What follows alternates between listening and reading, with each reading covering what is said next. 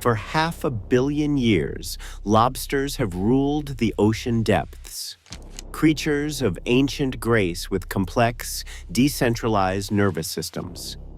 In kitchens worldwide, their lives end in boiling water, where research shows they thrash in agony for up to 3 minutes, fully aware. For decades, you have been told this suffering is not real. But what if that is the industry's most brutal lie, and the truth completely changes how we see their death? Dropped into boiling water, the lobster's ordeal begins before the shell even registers the heat. Within seconds, the outer armor is scalded by water close to 100 degrees Celsius. But the core tissues and neural clusters inside lag behind, warming more slowly. The nervous system, spread out in clusters called ganglia, is instantly flooded with signals from nociceptors, specialized cells that detect intense heat and tissue damage. These signals do not travel to a single brain, but instead race through a network of nerve bundles, each capable of processing pain independently. The lobster thrashes, tail flipping and limbs clawing at the sides of the pot, not as a simple reflex, but as a coordinated attempt to escape, a desperate response triggered by the onslaught of noxious stimuli. For up to 3 minutes, neural activity surges through the lobster's body. The hemolymph, its version of blood, rapidly acidifies as metabolism spikes in response to stress. Heart and ventilation rates soar, sometimes nearly doubling as the animal tries to cope with the sudden trauma. The thrashing, the violent twitching of the tail, and even the shedding of limbs, autotomy, are all signs that the nervous system remains active, fully engaged in a struggle for survival. Inside, the decentralized neural network means that even as some ganglia begin to shut down from heat, others remain firing. There is no single switch that flips off awareness. Instead, the lobster's consciousness, such as it is, fades in fragments, with neural clusters succumbing at different rates as the core temperature slowly rises. Laboratory studies on related species show that even when the heart stops, some neural activity can persist for minutes more. The lobster's suffering is not over in seconds. It is a drawn-out process, with awareness potentially lasting until the internal tissues finally reach lethal temperatures. The animal's final moments are marked by a cascade of stress hormones and a storm of neural firing, a sequence that unfolds invisibly beneath the hard shell, contradicting the comforting myth of instant, painless death. This brutal timeline forced scientists to confront a question. Could these behaviors and physiological changes be dismissed as mere reflex? Or was there something more? Something that demanded a closer look at what lobsters actually feel? Beneath the surface of the North Atlantic, lobsters glide across the ocean floor, their antennae sweeping slow arcs through the water. They are not newcomers to these depths. Fossil evidence places their lineage back more than 100 million years, surviving epochs that erased entire species from the Earth.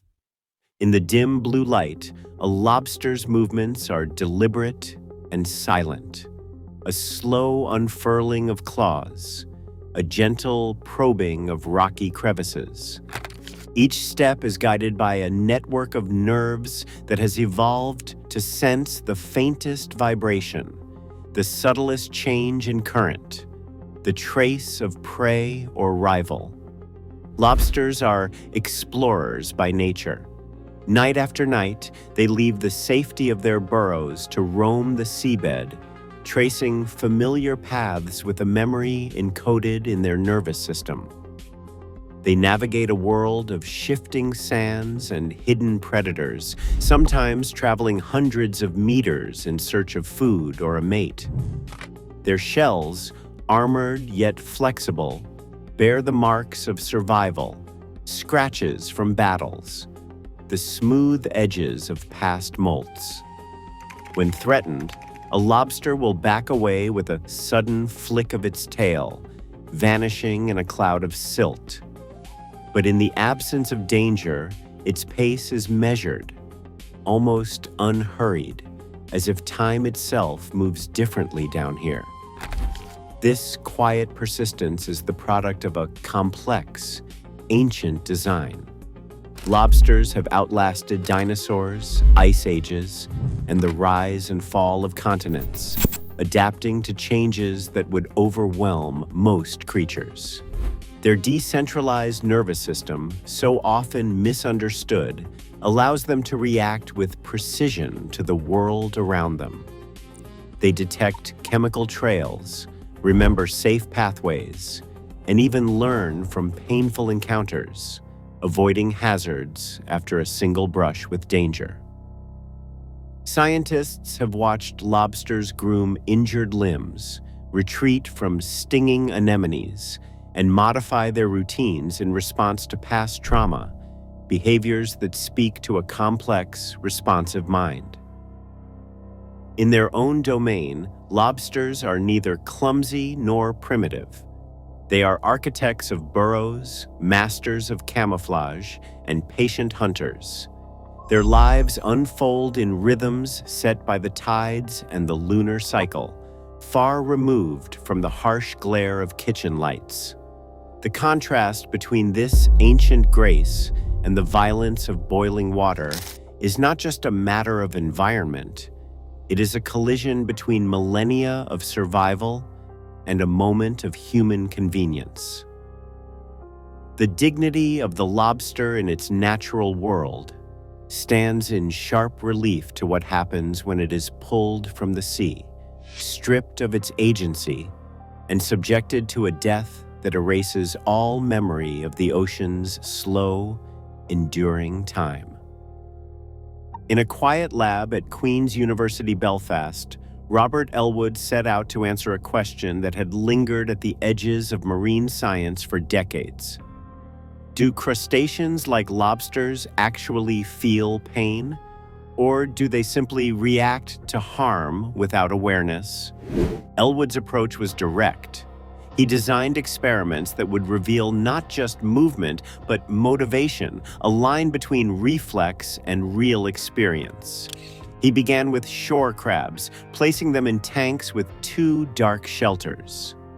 When a mild electric shock was delivered to one shelter, crabs quickly learned to avoid it, even returning to the exposed, riskier side of the tank. This was not mindless twitching. It was a choice, shaped by memory and a desire to escape further harm. In follow-up trials, hermit crabs faced a similar test. After receiving a shock inside their shells, many abandoned the safety of their homes, braving open water rather than endure another jolt. Some then groomed the spot where the shock had struck, a behavior that in mammals signals pain and an attempt to soothe injury. Elwood's findings challenged the old claim that crustaceans lack the neural machinery for suffering. For years, the seafood industry and some scientists insisted that a decentralized nervous system with ganglia scattered through the body and no single brain meant no true pain. But the evidence kept piling up. In 2019, Elwood and Barry McGee showed that hermit crabs exposed to electric shocks not only remembered the experience, but also changed their future choices to avoid it.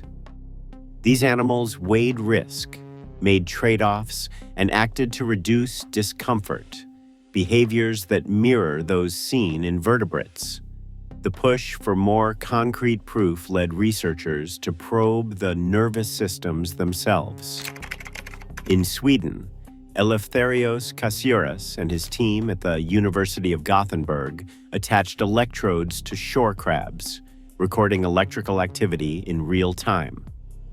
When a noxious chemical was applied, the crab's brains showed a spike in activity, an unmistakable surge that matched patterns seen in animals known to feel pain. Analgesics, when administered, reduced these signals and the animal's distress, further supporting the conclusion that this was not a simple reflex. These experiments went beyond surface observations. They showed that crustaceans can learn from negative experiences, remember them, and act to avoid them in the future. Their nervous systems, while different from ours, are capable of generating complex responses to harm. The evidence now stretched from behavior to physiology, from memory to neural spikes captured on EEG. Elwood himself described the results as broadly similar to those from vertebrate studies, a statement that forced the scientific community to reconsider what it means to experience pain. The laboratory proof was clear. Crustaceans are not insensible automatons. They possess the biological tools for suffering, and their actions reveal an inner world shaped by experience. As the weight of evidence grew, the old arguments of reflex and mindless reaction began to falter, setting up a confrontation with those who still clung to comfortable myths. In 2005, a report from the Norwegian Food Safety Authority landed like a shield for the seafood trade. The study was funded by government money and quickly adopted by industry lobbyists, claiming lobsters lacked the neural complexity to feel pain. The conclusions rested on anatomy, asserting there is no centralized brain and no pain as mammals know it. The summary did not mention that the study ignored decades of behavioral evidence, dismissed learning and avoidance as irrelevant, and never addressed the stress hormones or grooming seen in real crustaceans.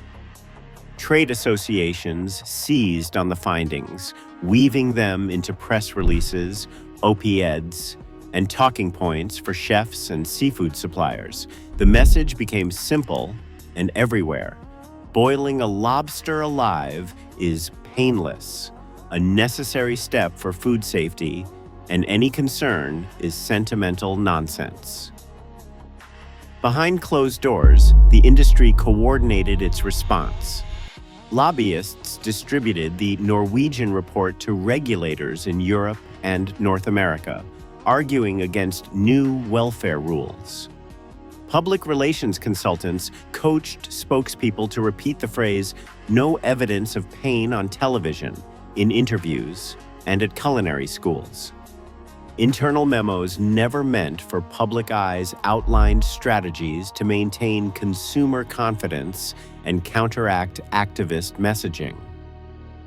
Anonymous sources recall meetings where executives weighed the cost of changing slaughter practices against the risk of public backlash. One former industry insider, voice disguised and name withheld, described the atmosphere as both defensive and clinical. He said they were told to stick to the science, but only the science that suited them. Anything else was called unproven or controversial. If you had doubts, you kept them to yourself. The psychological toll on those inside the trade was real. Some biologists working for seafood exporters were asked to review animal welfare claims, but their reports were quietly shelved when they raised concerns about pain responses. One recalled being warned not to rock the boat or risk losing consulting contracts. For chefs and suppliers, the pressure was subtler, a steady drip of reassurance from trade groups and reminders that tradition and economics were on their side. The industry's campaign mirrored tactics seen in tobacco and chemical debates, highlighting uncertainty, amplifying fringe dissent, and delaying reform by demanding ever more proof. All the while, the evidence outside the industry's bubble kept growing. Independent scientists published new studies on learning, avoidance, and stress in crustaceans. Whistleblowers began speaking to journalists, describing a pattern of selective science and economic self-interest. The Norwegian report, once a bulwark, began to show cracks as its flaws came to light. Methodological gaps, selective citations, and a refusal to engage with the full spectrum of research were exposed. As pressure mounted for a comprehensive review, the seafood lobby doubled down, but the tide of evidence was shifting. The need for a decisive, independent synthesis of the science became impossible to ignore. In November 2021, the London School of Economics published a sweeping review that settled decades of argument. Their team combed through nearly 300 scientific studies, drawing on work from behavioral biologists, neuroscientists, and veterinarians. The verdict was clear. Lobsters and other decapod crustaceans are sentient. They can feel pain, and their suffering during boiling is not a matter of debate, but of fact. The report's lead author, Dr. Jonathan Birch, described the evidence as overwhelming, pointing to learning, memory, avoidance, and physiological stress responses that mirror those seen in animals long recognized as sentient. That report did not just reshape academic circles. It forced governments to acquiesce. Switzerland had already banned the practice of boiling lobsters alive in 2018, requiring that all crustaceans be stunned first, either electrically or mechanically. Lawmakers cited the growing scientific consensus, referencing the very studies synthesized by the London School of Economics. In the United Kingdom, the government amended its Animal Welfare Sentience Act to include lobsters and crabs, making it illegal to cook them alive without prior stunning. New Zealand and parts of Italy followed suit. Yet, in the United States, no such protections exist. Despite the clear scientific consensus, boiling remains standard practice in restaurants and homes across the country. The debate, once fierce, has quieted in the face of evidence. The question now is not whether lobsters suffer, but what society is willing to do about it. Nick Taylor, once known for his classic lobster bisque, now keeps a crust-a-stun device behind his kitchen line. For years, he followed the tradition: live lobsters plunged into boiling water, no questions asked. That changed after reading the London School of Economics report. The science was clear, and Taylor could not ignore it. He invested in a crust-a-stun, a stainless steel box about the size of a toaster, designed to stun lobsters with a single jolt of electricity. The process takes less than a second. Electrodes deliver a current that disrupts the nervous system, rendering the animal instantly insensible. There is no thrashing, no desperate attempts to escape, just stillness. Taylor is not alone. Some chefs have switched to mechanical splitting, using a sharp blade to sever the main nerve cord at the base of the lobster's head. Others chill lobsters in an ice salt slurry, which slows their metabolism before any further step. Each method comes with trade-offs. Mechanical splitting is fast, but requires skill and can be distressing to watch. Ice salt slurries take up to 20 minutes and do not guarantee unconsciousness. The crust-a-stun, while effective, carries a price tag of about £2,000 for a commercial unit. For small restaurants, that is a serious investment. Still, Taylor argues that the cost is outweighed by the moral clarity it brings.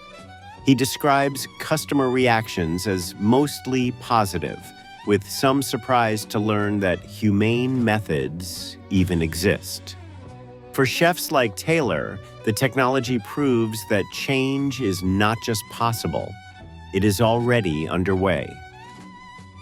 At the Maine Lobster Festival in 2004, writer David Foster Wallace found himself surrounded by celebration, crowds, butter, and the proud display of thousands of live lobsters.